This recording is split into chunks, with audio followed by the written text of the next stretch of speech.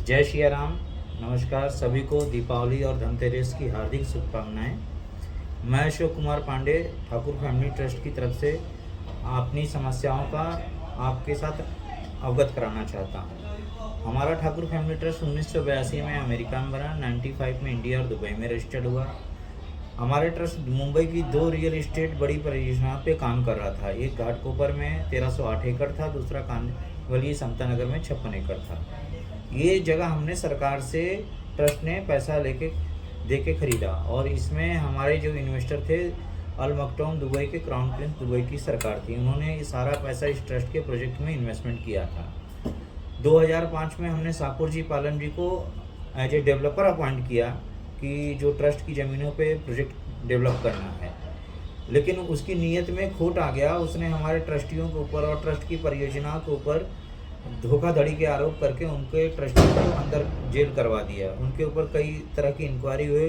नीतीश ठाकुर जो हमारे चेयरमैन, जो एक्स IAS ऑफिसर भी रहे, मुंबई के डिप्टी कलेक्टर, महाड़ा के डिप्टी कलेक्टर, रायगढ़ के डिप्टी कलेक्टर थे और महाराष्ट्र के रेवेन्यू सेक्रेटरी थे, उनके ऊपर में पद के दुरुपयोग का और आय से अधिक संपत्ति का कई मामले दर्ज हुए हैं। और 2010 से लेकर 2019 तक ACB court, Bombay high court, supreme court से ट्रांसफ़र होते हुए मामला ED PMLA ट्रिब्यूनल में पहुंचा, जहां 17 जनवरी 2019 को माननीय ED न्यायालय ने PMLA ट्रिब्यूनल न्यू दिल्ली ने नीतीश ठाकुर, नीलेश ठाकुर और ट्रस्ट के ऊपर लगाए गए सभी आरोप से उन्हें मुक्त कर दिया और बताया कि ये जो पैसा था क्लीन क्लियर मनी था और सारी प्रॉपर्टी प्रोजेक्ट जो जब्त किए हुए थे उनको लौटाने के निर्देश दिए हैं।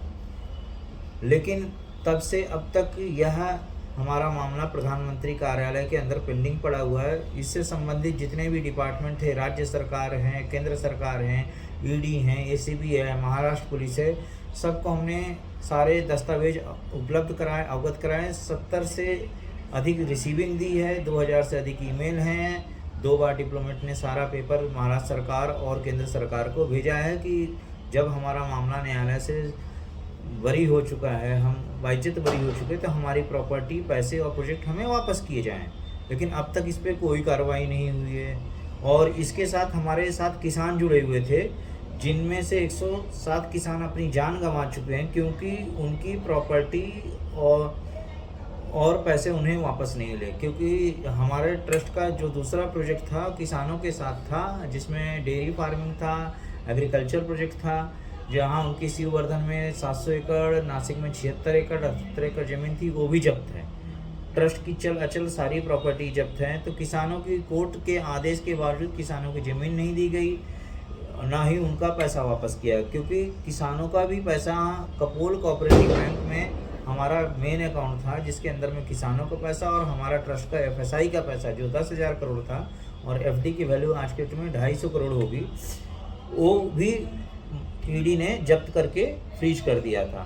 इसके बाद हमें पता चला कि कपोल बैंक के जो मैनेजर थे मलाड ब्रांच के मिस्टर गरोड़िया और संजय शाह और कुछ कपोल बैंक के अधिकारियों की मिलीभगत ने करके हमारे ट्रस्ट के अकाउंट से 1,000 करोड़ रुपए चुरा लिए, जिसके लिए गोरेगांव पुलिस चौकी में FIR हुई और उसकी ED ने जांच भी की और जांच में पाया गया हमारा दावा सत्य है। इस दावे के आधार पे रिजर्व बैंक ने 25 सितंबर को 2023 को कपोल बैंक का लाइसेंस कैंसिल करके लिक्विडेटर अपॉइंट कर दिया और जो मिस्टर विजय कुमार हैं IAS है मिनिस्ट्री ऑफ कॉर्पोरेशन, जो इसकी जांच कर रहे हैं। अब तक हमारे साथ में अन्याय होता आया है। UPA गवर्नमेंट के समय जो हमारे ट्रस्ट के साथ एक घृणित कार्य हुआ, किसानों के साथ घृणित कार्य हुआ, BJP के शासनकाल में न्याय हो, लेकिन अभी तक ना हमें हमारी ज़मीन मिली, ना प्रोजेक्ट मिला, ना पैसा मिला। हम इस न्यूज के माध्यम से प्रधानमंत्री कार्यालय, वित्त मंत्री कार्यालय, मुख्यमंत्री कार्यालय और संबंधित सभी डिपार्टमेंट से अपील करते हैं कि हमारे किसानों का पैसा जल्द से जल्द दिलाया जाए। ट्रस्ट की फ्रीज की हुई बैंक अकाउंट, FD, प्रॉपर्टी और जितने भी प्रोजेक्ट हैं वो हमें तुरंत कोर्ट के आदेश के अनुसार रिलीज किया जाए। और कपोल बैंक के सामने हम लोग आमरण उपोषण के लिए हमने जोरू पुलिस स्टेशन में आवेदन दिया है, जो कि उन्होंने कहा कि यह आप आज़ाद मैदान में जाके कर सकते हो। और हमें जब तक पैसा नहीं मिलेगा, महाराष्ट्र के किसान जो हैं वो आज़ाद मैदान में आकर आमरण उपोषण करेंगे।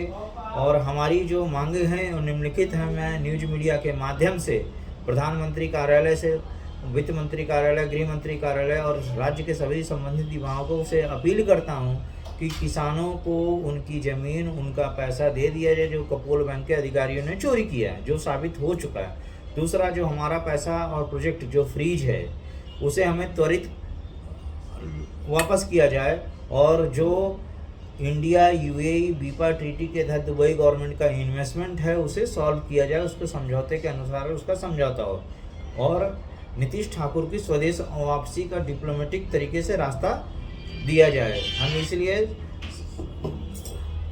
कोर्ट के माध्यम, न्यूज़ के माध्यम से हम अपील करते हैं, और हमें उम्मीद है कि हमारी अपील प्रधानमंत्री कार्यालय और बड़े बड़े कार्यालय में बैठे अधिकारियों को पहुंचेगी। धन्यवाद। जय सिया राम।